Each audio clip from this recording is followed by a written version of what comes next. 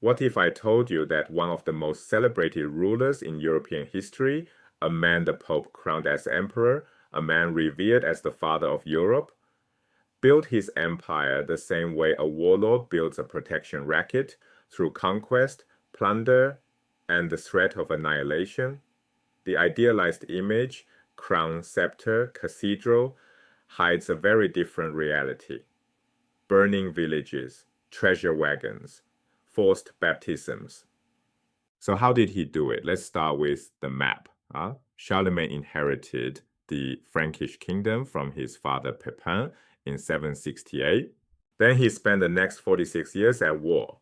In 774, he conquered the Lombard kingdom in northern Italy.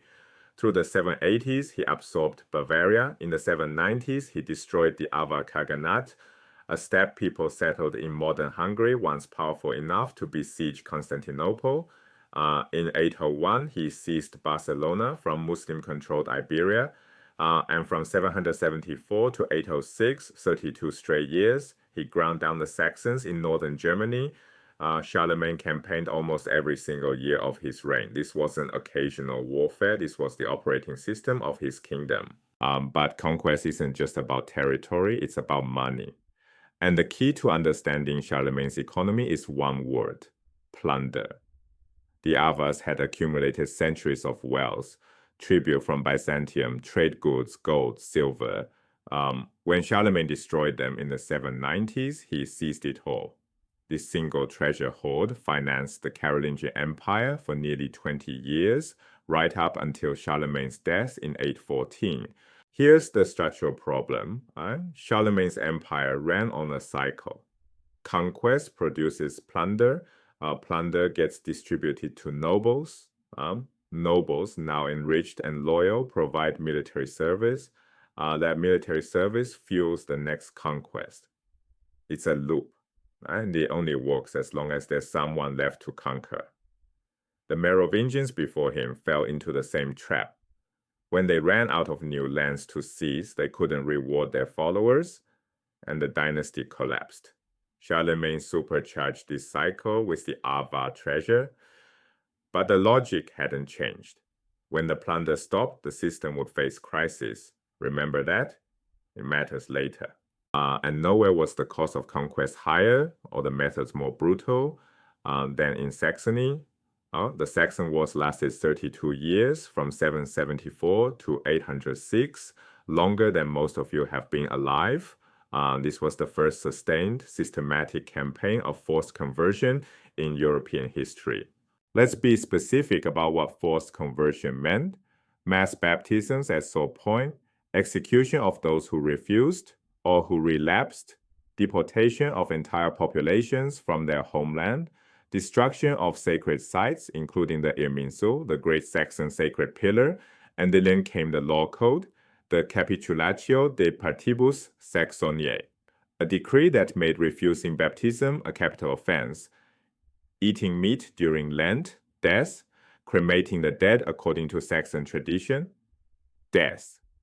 In 782, at the massacre of Verdun, Charlemagne reportedly ordered the execution of 4,500 Saxon prisoners in a single day. That number is debated by historians, but even if exaggerated, the scale of violence was extraordinary. This wasn't conversion by persuasion, this was conversion by annihilation. And it worked. The Saxons were Christianized. Their territory became the heartland of medieval Germany. Pull up a modern map and the evidence is still there. Saxon, Saxony, Niedersachsen, Lower Saxony. These names are Charlemagne's legacy, written directly into the geography of Europe. Earlier, Christianization had worked differently: convert the king, and the people follow over time.